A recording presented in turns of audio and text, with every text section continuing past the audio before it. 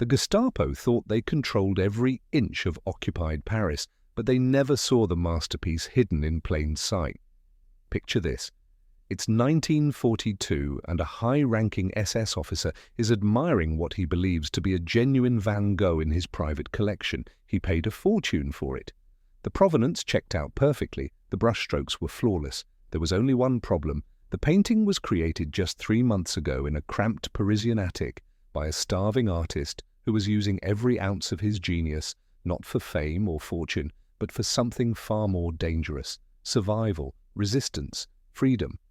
This isn't just a story of art forgery. This is a thrilling tale of deception where fake masterpieces and invented histories became the lifeblood of the French resistance, right under the noses of their ruthless occupiers. What you're about to hear will challenge everything you thought you knew about art, war, and the extraordinary lengths people will go to fight tyranny. But here's the question that haunts us. Were these forgers criminals or heroes? And how did they pull off one of the greatest cons in history without getting caught? June 14th, 1940. Paris falls silent, not the peaceful silence of a Sunday morning, but the suffocating quiet of a city holding its breath. German tanks roll down the Champs-Élysées. The sound of jackboots echoes off cobblestones that have witnessed revolution, empire, and now occupation. Within hours, the swastika flag hangs from the Eiffel Tower, a blood-red stain against the sky. But the Nazis didn't just come for territory, they came for culture itself. They came for art. Hermann Göring, Hitler's second-in-command and a voracious art collector, would make over 20 trips to Paris during the occupation. Not for military strategy, for shopping. The systematic looting began immediately. Jewish art collections, museums, private galleries, nothing was sacred. The Nazis had lists. They knew exactly what they wanted and where to find it. The Rothschild collection alone, confiscated. Thousands of paintings, sculptures, and artifacts vanished into the Reich. And here's what makes this even more chilling. They had a system. The ERR, the Einsatzstab Reichsleiter Rosenberg, was a special task force dedicated entirely to cultural plunder. They set up headquarters at the Jeu de Paume Museum, turning it into a sorting facility, a warehouse of stolen dreams. Can you imagine walking past that building, knowing what was happening inside, knowing that centuries of human creativity were being catalogued, crated, and shipped to Berlin? But in the shadows of this cultural holocaust, something unexpected was stirring. In a small apartment in the Montparnasse district, a group of unlikely conspirators began to gather. They weren't soldiers, they weren't spies. They were artists, dealers, and art enthusiasts who had spent their lives surrounded by beauty, now watching it being systematically destroyed and stolen. There was Etienne, a painter whose work had never achieved fame, but whose technical skill was absolutely extraordinary. He could replicate any style, any era, any master. His friends joked that his greatest talent was being invisible, his own style so adaptable it barely existed. Now that invisibility would become his greatest weapon. Marie-Claire ran a small gallery near the Luxembourg Gardens. Before the war, she had built a reputation for her impeccable eye and her extensive network of collectors across Europe. She knew the art world's secret language, its hidden corridors, its unspoken rules. More importantly, she understood the psychology of collectors, their vanities, their blind spots, their desperate need to possess. And then there was Jacques, who wasn't in the art world at all. He was a forger of a different kind, documents. Before the war, he had worked in a print shop. During the war, he became essential to the resistance, creating false papers that saved hundreds of lives. His steady hands and meticulous attention to detail could make a brand new document look like it had survived a century. Think about this for a moment. What happens when you bring together someone who can paint like the masters, someone who understands the market, and someone who can forge any document ever created? The idea didn't come all at once. It grew slowly, like a shadow lengthening at dusk. They would meet in Marie Claire's apartment, ostensibly for dinner, actually to share information, to whisper about resistance activities, to feel less alone in an occupied city. One evening in early 1941, Marie Claire mentioned something she'd overheard. A German officer, newly arrived in Paris, was desperately seeking French impressionist paintings. He had money, lots of it, and he was, as she delicately put it, more enthusiastic than knowledgeable. Etienne laughed bitterly. I could paint him a Monet in my sleep. The room went quiet. Jacques looked up from his wine. Could you really? Of course. Any competent painter could replicate the style. The problem is authentication, provenance. No one buys a painting without papers. Jacques smiled slowly. What if I told you I could create papers that would fool anyone? And just like that, in that cramped apartment with blackout curtains drawn tight, the seed of an audacious plan took root. But here's what made it revolutionary.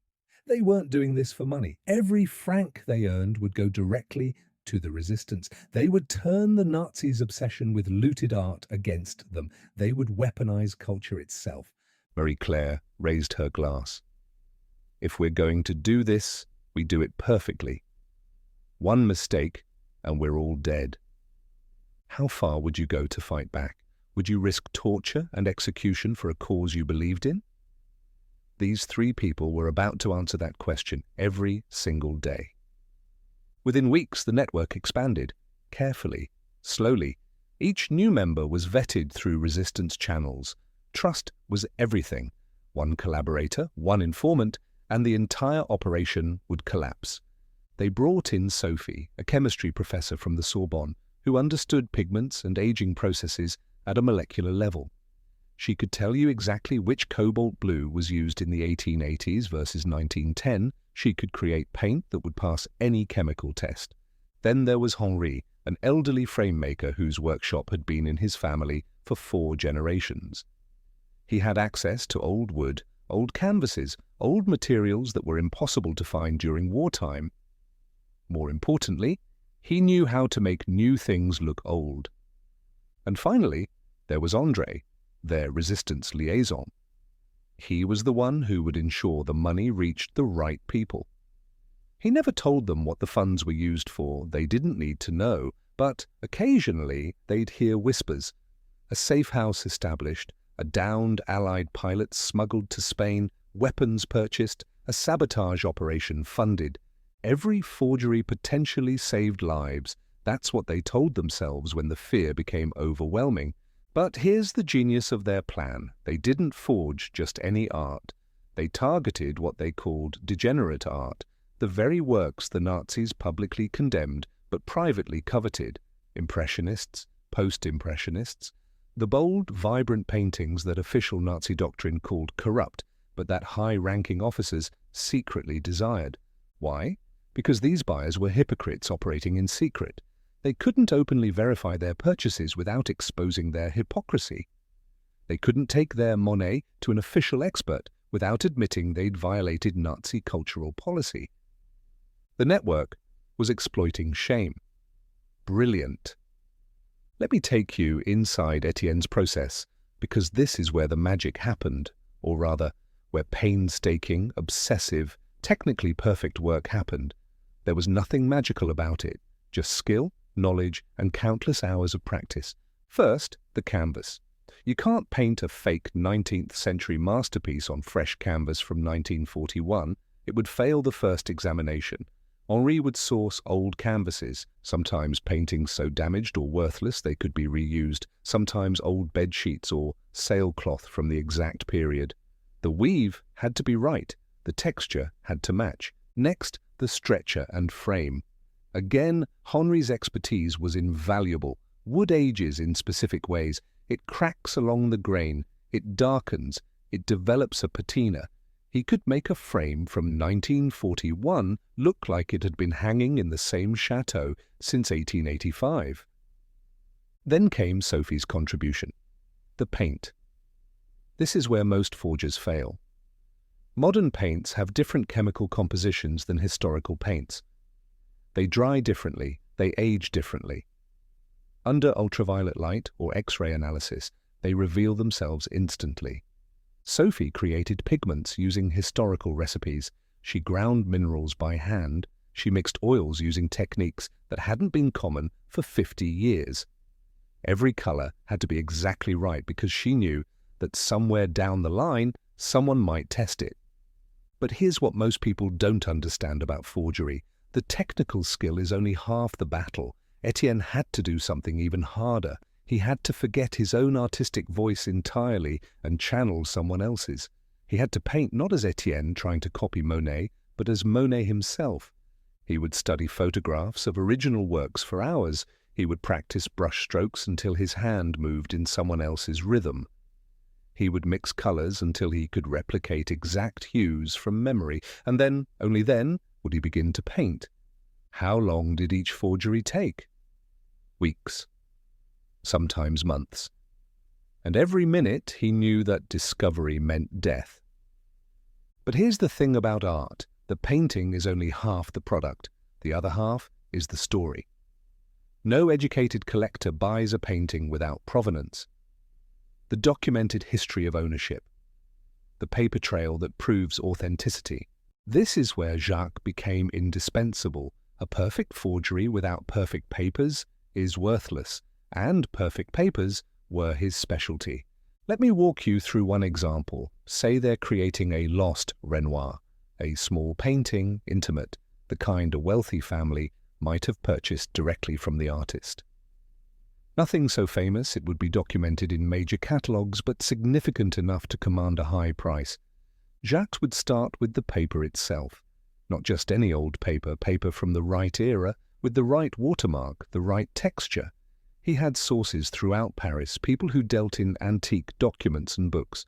A blank page from an 1880s ledger book. Perfect. Then he'd create a receipt of sale. Purchased directly from Pierre-Auguste Renoir, March 1883, for 800 francs. He'd research Renoir's handwriting, his signature, the way he formed his letters. He'd make the ink using period-appropriate formulas. He'd write with a period nib pen, applying the exact amount of pressure Renoir used. But it doesn't stop there. One document isn't enough. You need a chain of provenance. So Jacques would create an estate inventory from 1920 when the original owner died. He'd forge a letter from the owner's daughter mentioning the painting. He'd create a gallery receipt from 1925 when it was supposedly sold to another collector. Each document had to be perfect. The dates had to make sense. The names had to be real people who actually existed. The locations had to check out. If someone investigated, the story had to hold up. And here's the psychological genius. They would leave small imperfections, a slight smudge, a tiny tear at the edge of a page, because real documents aren't perfect. Real documents are handled, folded, stored in attics and basements, too pristine, and it triggers suspicion. Think about the level of paranoia this required. Every detail scrutinized, every potential question anticipated. One anachronism, a word that wasn't used yet, a date that doesn't align, and the whole operation collapses. Would you have the attention to detail, the patience, the nerve? But documents and paintings fresh from creation have one fatal flaw. They look new. So the network developed aging techniques that were frankly brilliant. For paintings, they needed to create craquelure, those fine cracks that appear in old oil paint as it dries and ages. Etienne developed a method using temperature variation and specific varnish formulas.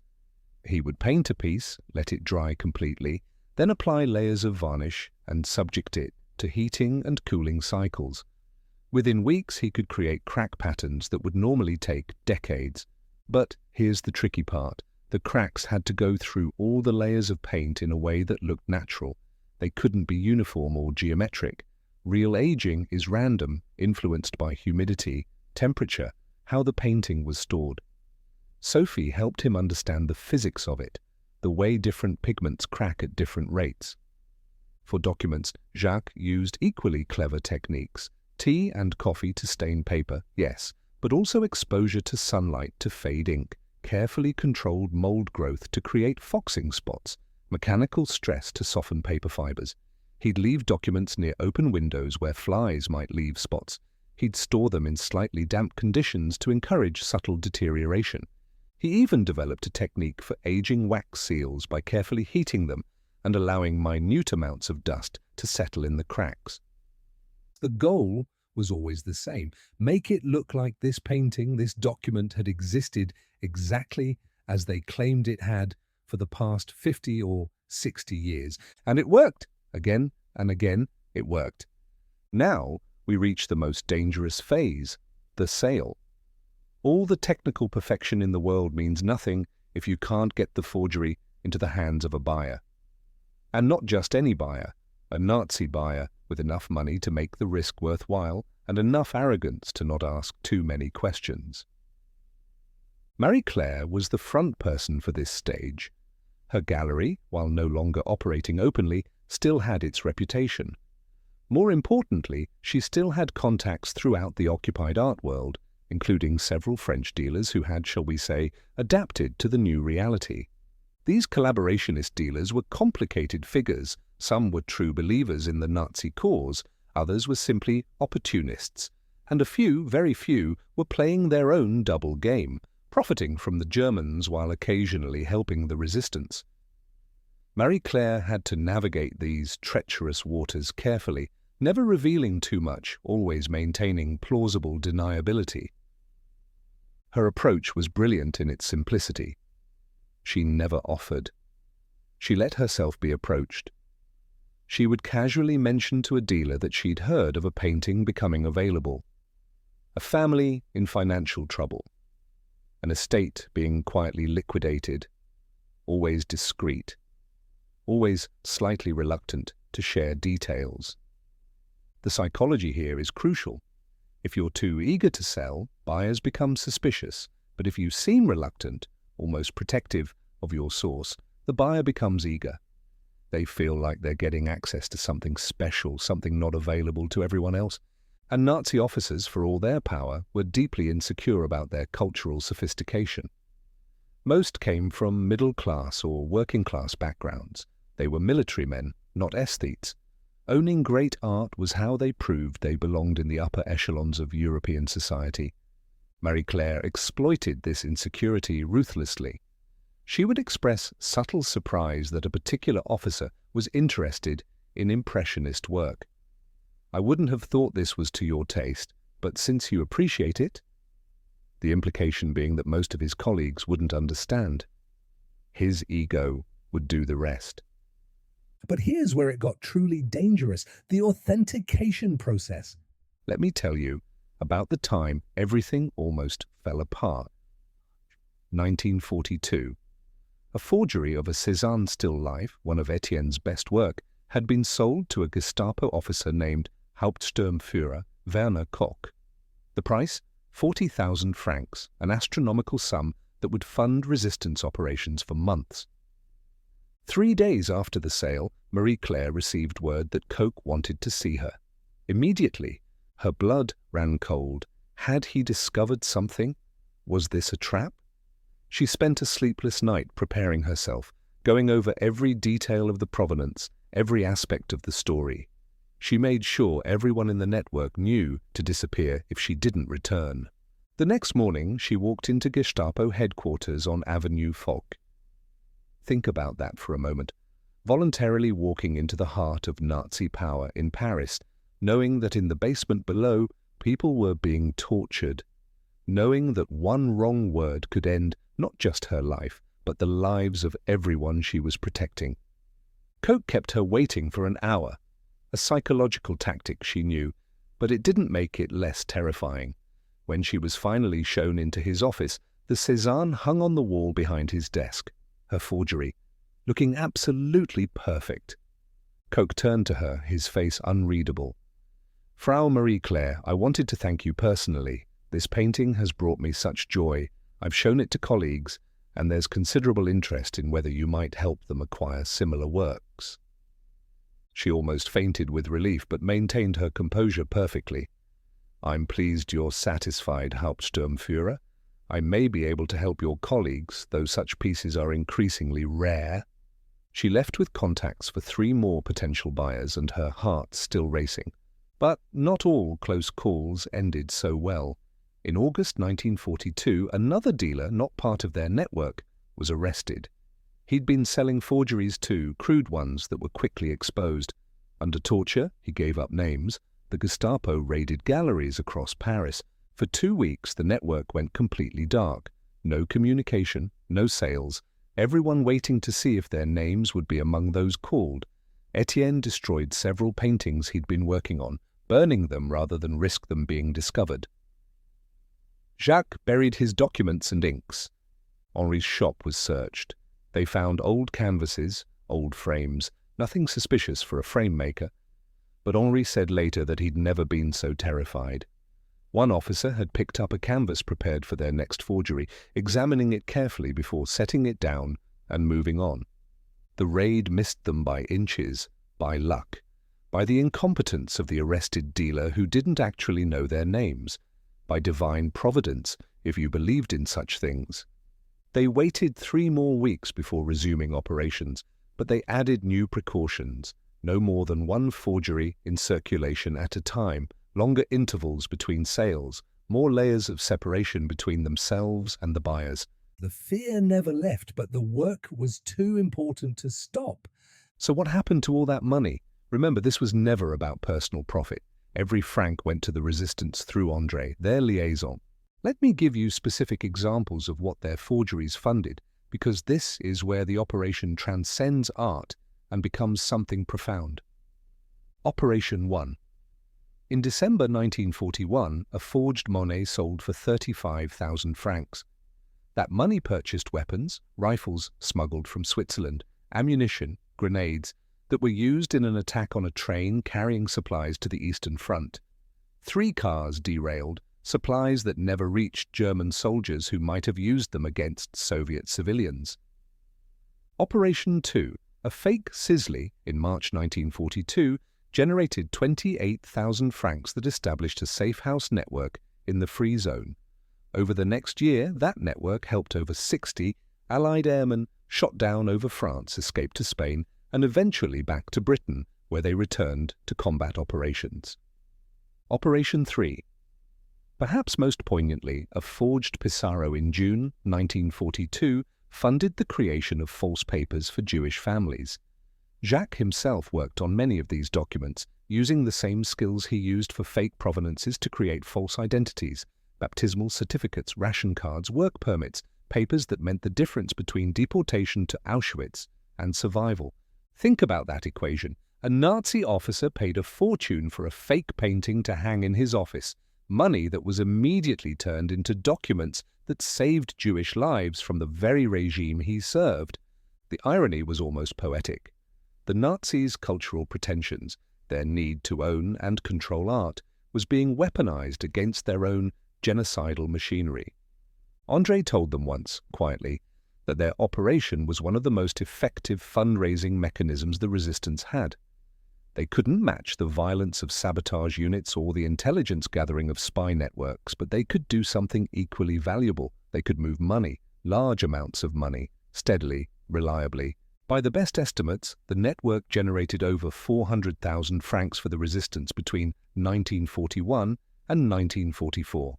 In today's currency, that's roughly equivalent to over $1 million, all from fake paintings sold to the people who thought they controlled everything. But every sale carried risk. Every transaction was a potential death sentence, and as the occupation dragged on, as the Gestapo became more sophisticated, as the noose tightened around resistance networks across France, the question became, how long could they keep playing this dangerous game?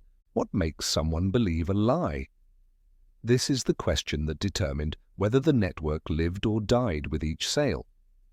And Marie-Claire understood the answer better than anyone. She understood that people don't buy art, they buy stories. They buy the romance of discovery, the prestige of ownership, the fantasy of being connected to genius. A painting without a story is just canvas and pigment. A painting with the right story becomes a treasure. So she crafted narratives for each piece, never complicated. Complicated stories invite questions. Instead, she offered emotionally resonant simplicity. This Monet comes from a family who must sell quietly. The grandfather was Jewish, you understand. They've already lost so much. This is all that remains, but they need the money to survive. The Nazi buyer gets to feel like he's doing a good deed while acquiring art stolen from Jews. His conscience is soothed, his desires are met. He doesn't look too closely. Or, this piece has been in a private collection for 60 years. The owner passed away, and the heirs don't understand its value. I'm helping them discreetly before someone realizes what they have, and the authorities get involved. The buyer feels clever, like he's getting away with something, like he's outsmarting the system. His pride makes him careless. Marie-Claire also understood social proof. She would mention casually that another high-ranking officer had been interested. I told Obersturmbannführer Schmidt about this piece, and he was very keen, but I thought of you first. Suddenly it's not just about the painting, it's about status, about beating a rival to a prize. And here's the darkest truth. She understood that many of these buyers had dulled their own consciences through the work they did. Men who ordered deportations, who oversaw executions, who implemented genocidal policies, they needed to see themselves as cultured, refined, civilized. Owning beautiful art was how they maintained that self-image. The network wasn't just selling forgeries, they were selling absolution, and the Nazis were desperate to buy it. As the war progressed, the network refined their methods continuously. By 1943, they had developed what they called the sleeper strategy. Instead of creating forgeries to sell immediately, they would plant them. Jacques would create documents showing that a painting had been purchased years earlier and stored.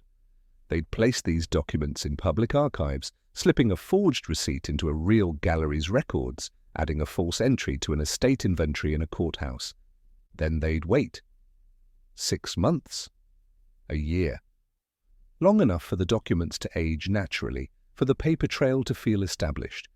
When they finally discovered the painting and brought it to market, there was a documented history already in place, created by them but now sitting in official archives. This required incredible patience and long-term planning, but it made their forgeries nearly impossible to disprove. The paper trail wasn't just convincing it was real, in the sense that it actually existed in legitimate archives.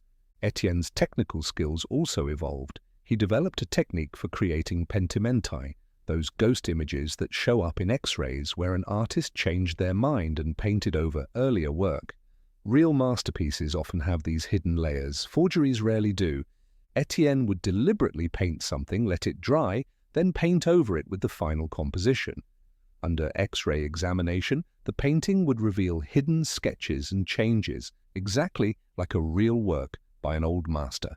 It added another layer of authenticity that was almost impossible to fake otherwise. Sophie, meanwhile, was staying ahead of authentication technology.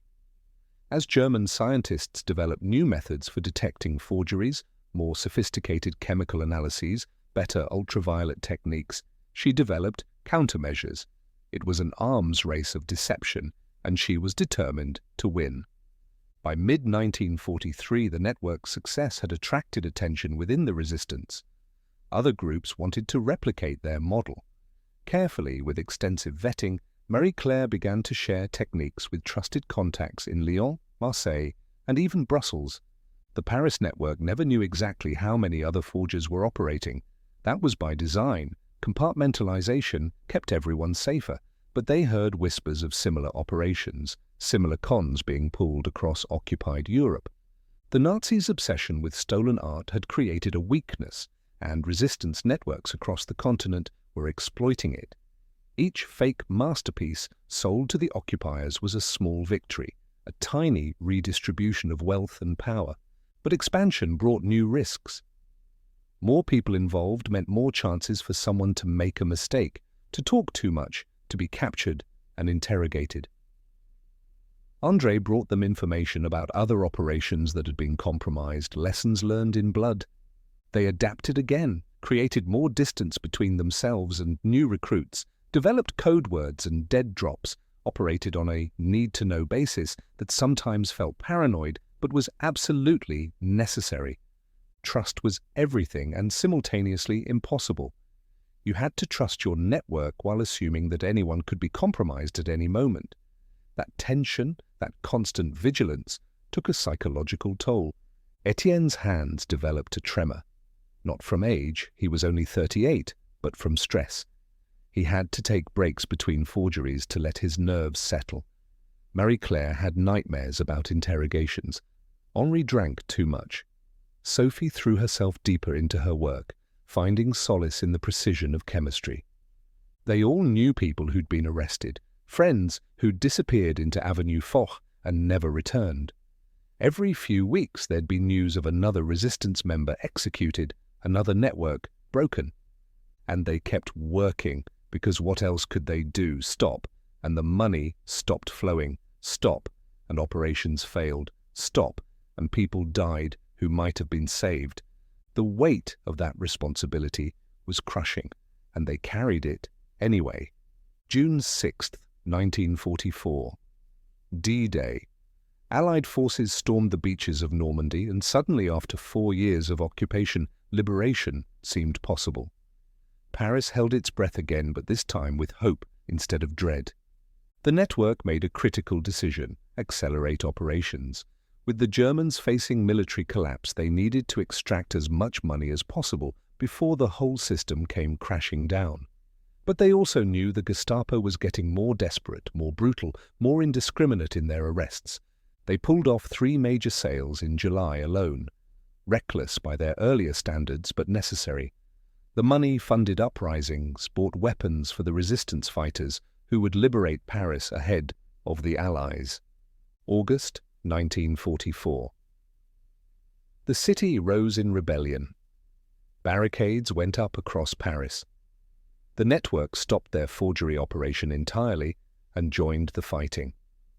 Etienne picked up a rifle for the first time in his life. Marie-Claire helped run safe houses for fighters. Jacques churned out false papers at a frantic pace, now openly, no longer hiding. On August 25th, 1944, Paris was liberated. General de Gaulle marched down the Champs-Élysées. The swastika came down from the Eiffel Tower. The city erupted in celebration. But for the network, victory brought a new anxiety. What happened now? They had committed forgery on a massive scale. Yes, it was for the resistance, but forgery was still a crime. And now, with France free, the art world would begin to rebuild, to recover, to investigate. How long before someone realized what they'd done? It actually took longer than they expected. 6 months. The immediate aftermath of liberation was chaos. Collaborators were arrested and tried. The black market collapsed. The German occupation headquarters at the Jeu de Paume revealed the scale of Nazi art looting. Thousands of pieces still catalogued in the building, thousands more already shipped to Germany. The recovery effort focused on returning stolen art to rightful owners, and that's when the forgeries started to surface. The first one was discovered in March 1945, a Degas that had supposedly been purchased from a private collection in 1942. The buyer, a German industrialist who'd been stationed in Paris, had returned to Munich with his art. When French authorities demanded its return as looted property, an examination was ordered. The painting failed authentication. Chemical analysis showed modern pigments. X-rays revealed none of the expected underlying layers. Stylistic analysis identified anachronistic elements. It was, without question, a forgery. Investigation revealed the provenance was equally fake. Documents that appeared authentic were exposed as forgeries when cross-referenced with other records. The paper trail led back to Paris, to sales made during the occupation, to a network of dealers and middlemen. But here's what saved them. The buyer was German.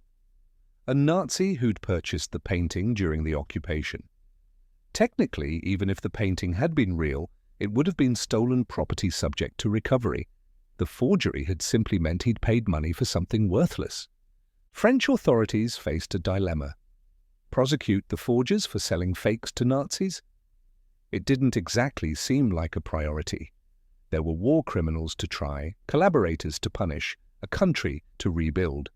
More forgeries surfaced over the following months: a Renoir in Bavaria, a Pissarro in Vienna, a Cézanne in Berlin. Each one traced back to sales made in occupied Paris between 1941 and 1944.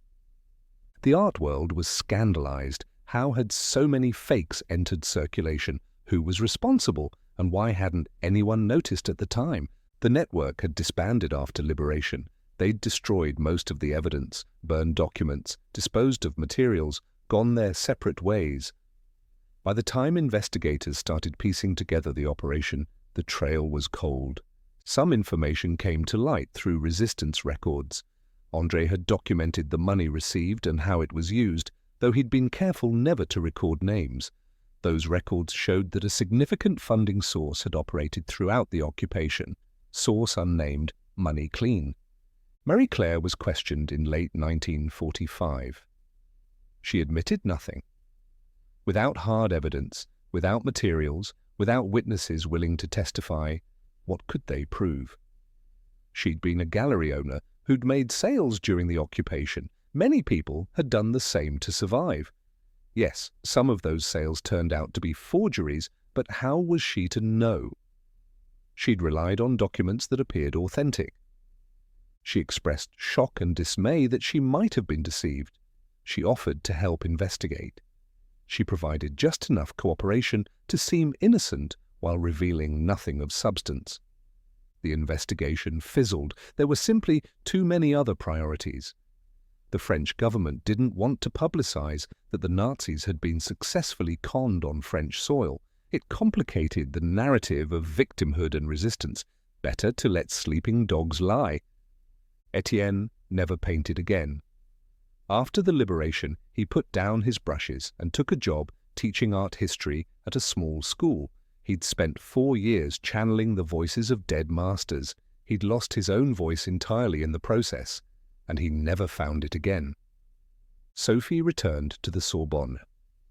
She published groundbreaking research on pigment chemistry and art authentication, ironically becoming one of France's leading experts on detecting forgeries. She never told anyone why she knew so much about the subject. Henri reopened his frame shop. He lived quietly until 1962, taking his secrets to the grave. Jacques continued working with documents, but now, legally, helping Jewish survivors obtain papers to prove their identity after the Holocaust had destroyed records. He used the same skills that had once created fake provenances to help real people reclaim their real lives. And André? He was killed in 1947, shot by a former collaborator in revenge for his resistance activities. He never spoke about the forgery network, not even to fellow resistance fighters. He kept that secret to his death. Marie Claire lived until 1983. In her final years, she gave a single interview to a historian researching the resistance. She spoke about the occupation, about life in Paris under the Germans, about small acts of defiance. Near the end of the interview, she mentioned, almost casually, that some resistance members had found creative ways to fund operations. She smiled slightly when the historian asked for details. "Art is currency," she said, "and sometimes what people believe is more valuable than what's real. The Nazis believed they were sophisticated conquerors. We believed they were fools. And belief, you see, is everything." The historian asked if she knew any specifics about art-related resistance operations. Marie Claire looked out the window of her apartment at the Paris skyline she'd spent a lifetime watching.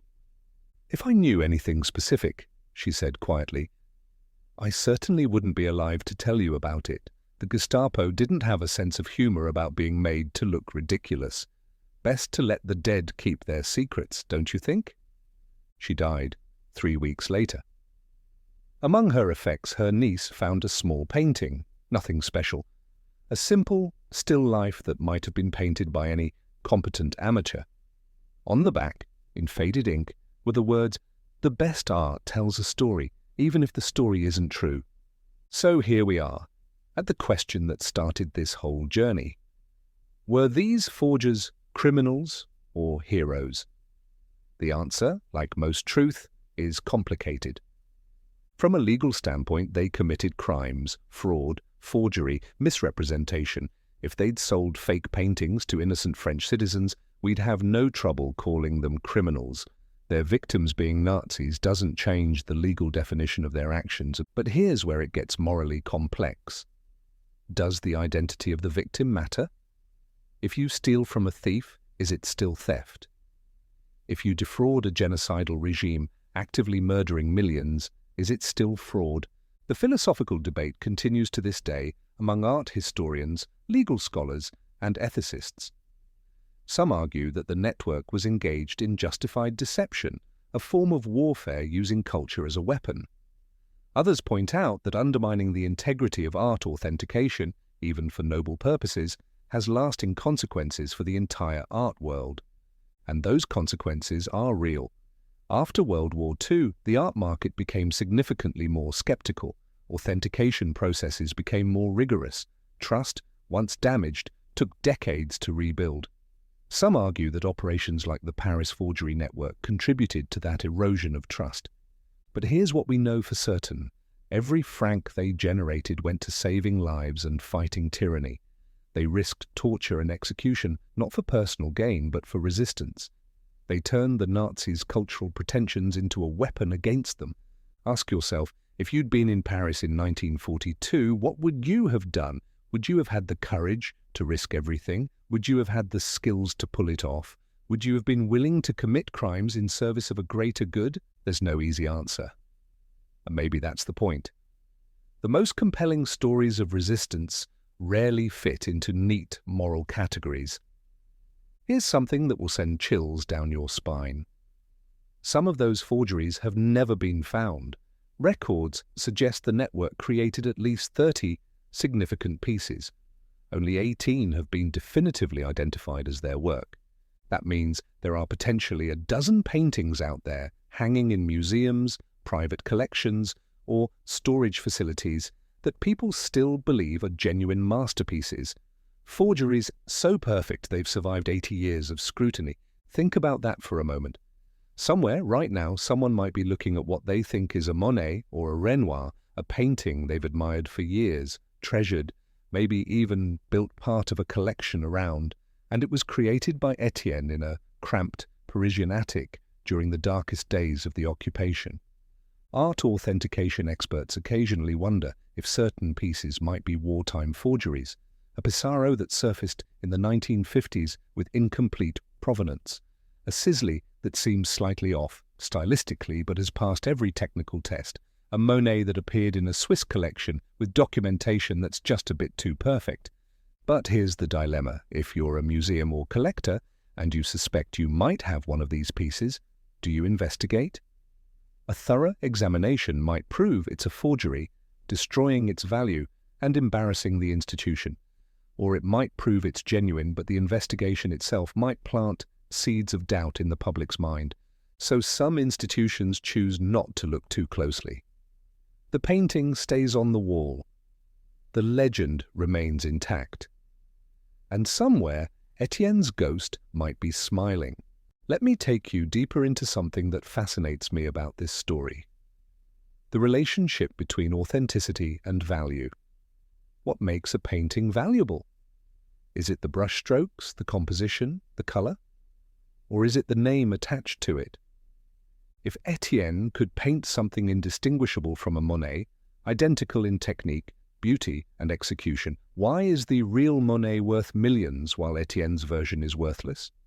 Both are beautiful, both demonstrate extraordinary skill. The only difference is the story we tell about them. The Paris Forgery Network understood this fundamental truth. Art's value is socially constructed. We agree that certain things are valuable and that agreement makes them so. They exploited that agreement, weaponized it, turned it against people who thought they controlled the definition of value itself. And in doing so, they asked a question that still resonates. What is authenticity worth?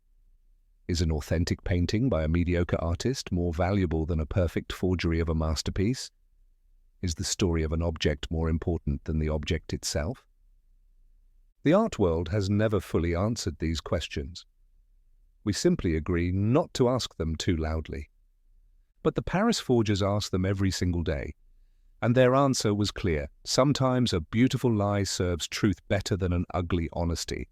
You might think this is just a historical curiosity, a fascinating footnote from World War II.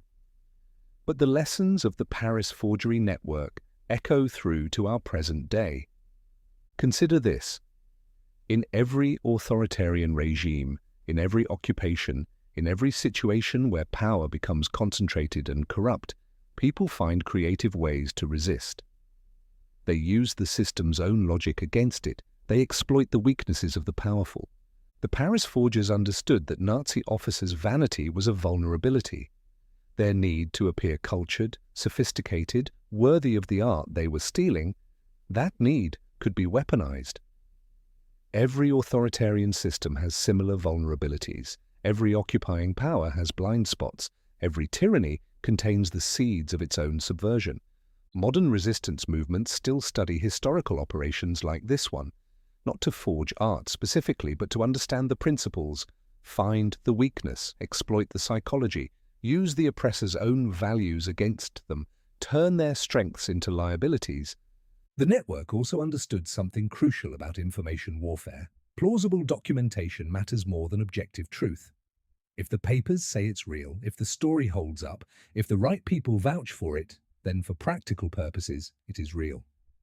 Truth becomes what can be proven, not what actually is. Does that sound familiar? In our current era of misinformation, deepfakes, and manufactured narratives, the lessons of the Paris forgers feel uncomfortably relevant. The difference, of course, is that they use these techniques for liberation, others use them for oppression. The tools are neutral. The intentions matter. That's the uncomfortable truth we have to sit with. By the early 2000s, everyone directly involved in the network had passed away, but their children and grandchildren knew fragments of the story, a comment here, a hint there, a mysterious painting in an attic, a strange reluctance to discuss the war years. In 2006, a French documentary filmmaker interviewed the daughter of Henri, the frame maker. She was 78 years old, and she remembered things from her childhood that had never made sense until recently. My father would work late at night, she recalled. I would hear him in his workshop, doing something with wood and chemicals. The smells were strange, not the usual smells of his work. And sometimes people would come very late, after curfew. I'd hear whispered conversations. My mother would send me to bed, tell me not to ask questions. One time, I was maybe 7 years old, I saw him working on a frame. It was beautiful, ornate.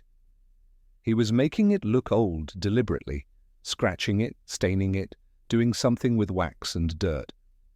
I asked him why. He just said, sometimes old things are more valuable than new things, even if the new thing is better made. I didn't understand then. After the war, he never talked about what he'd done in the resistance. A lot of men didn't. But occasionally, late at night, after wine, he'd say strange things. We didn't carry guns, he'd say, but we still fought. I asked him how you fight without guns. He smiled and said, with patience, precision, and an understanding of what people want to believe. She paused in the interview, looking at a photograph of her father from 1945. I think he was proud of what he did. I think they all were. But they also knew that some victories require secrecy, that some triumphs are diminished by being spoken aloud. My father died believing he'd helped save lives. Whether anyone ever acknowledged it or not didn't matter. He knew that was enough. Stories like this exist across France, fragments of memory, pieces of truth held by people who barely understood what they'd witnessed. The full picture of the network's operations will probably never be completely known by design. They built their resistance to last through obscurity, not fame. And perhaps that's the most powerful lesson of all. The forgery that told the truth. Let me end with one final story that brings everything full circle. In 1995, a small painting surfaced at an estate sale in Provence. It was labelled as School of Monet, meaning painted in his style but not by the master himself. The estimate was modest, a few thousand francs. A young art historian named Isabelle Moreau purchased it, drawn to something about the brushwork. She took it back to her laboratory in Paris for analysis, curious about its origins. The technical examination revealed something extraordinary. The painting used pigments and techniques from the 1940s, not the 1880s. It was painted on a canvas that dated to approximately 1942. The varnish had been artificially aged by every measure. It was a forgery intended to pass as an impressionist original. But here's where it gets interesting. Hidden beneath the layers of paint, visible only under infrared imaging, was writing. Tiny text inscribed directly onto the canvas before the painting began. A message from the artist to anyone who might one day look closely enough. It read, "To whoever finds this, I paint not to deceive you, but to deceive them. May this lie serve truth better than truth serves itself." Paris, 1942. Below that, a signature, just the letter E, Etienne. It had to be. One of his practice pieces, or perhaps a forgery that never sold, that somehow survived the war and ended up in an estate sale 50 years later. And he'd left a message, buried in the work itself, a confession and a justification and a hope all at once. Isabelle Moreau published her findings in a small academic journal. The painting itself hangs today in the Museum of Resistance in Paris, labelled not as a forgery, but as an artifact of resistance itself, a weapon disguised as art, a lie in service of truth. Visitors stop in front of it, reading the placard that explains its history. Some shake their heads at the audacity, others smile in admiration. A few, especially older Parisians who lived through the occupation, stand in silence for long minutes, because they understand what perhaps younger generations don't, that desperate times require desperate measures, that creativity and courage can be weapons just as powerful as guns, that sometimes the greatest art isn't about beauty at all, it's about survival. So here we are at the end of a story that challenges everything we think we know about art, crime, and resistance. The Paris Forgery Network operated for 3 years under the noses of one of history's most brutal regimes. They created beautiful lies that generated real money that saved real lives. They were criminals by the letter of the law, heroes by the measure of their impact, artists who used their gifts not for fame, but for freedom. Forgers who understood that sometimes authenticity is less important than purpose. Were they right to do what they did? History seems to have answered yes, even if the law never could. The paintings they forged may have been fake, but the lives they saved were real. The risks they took were real. The courage they demonstrated was real. And the question they posed about what we value and why we value it, about when deception becomes honorable, about how ordinary people can resist extraordinary evil, that question remains as real and as urgent today as it was in occupied Paris in 1942. Think about it. What would you be willing to risk for what you believe in? What skills could you contribute to a cause greater than yourself? How would you resist if resistance seemed impossible? These aren't just historical questions, they're questions every generation must answer for themselves. The Paris forgers answered with paint and paper, with skill and daring, with beautiful lies that told a deeper truth. Their paintings may have been fake, but their legacy is authentic, and it challenges us to consider what we would do when faced with impossible choices in impossible times. The Gestapo thought they controlled every inch of occupied Paris. They were wrong. In the attics and basements, in the shadows and the silence, resistance took many forms. Some carried guns, some planted bombs, and some, armed with brushes and forged documents, turned the Nazis' own cultural pretensions into weapons of liberation. They didn't just fool the Gestapo, they beat them at their own game, and that, more than any authentic masterpiece, hanging in any museum is a work of art worth celebrating. From occupied Paris to the present day, their story reminds us creativity is resistance, courage comes in unexpected forms, and sometimes the most powerful weapon against tyranny is the ability to tell a convincing story. They told their stories with painted canvas and forged papers. What stories will you tell, and what will you risk to make them matter? The paintings of the Paris Forgery network hang in obscurity now, some in museums, some in storage, some still undiscovered in private collections. But their legacy hangs in a place far more important, in the collective memory of what's possible when ordinary people refuse to accept the world as it is and dare to remake it into something better. Even if they have to forge the evidence, even if they have to paint over the truth with something more useful, even if the whole world calls them criminals, they knew what they were, and they chose it anyway. That's not just a story about art forgery. That's a story about what it means to be human in inhuman times. And it's a story that will never lose its value, no matter how closely anyone examines it.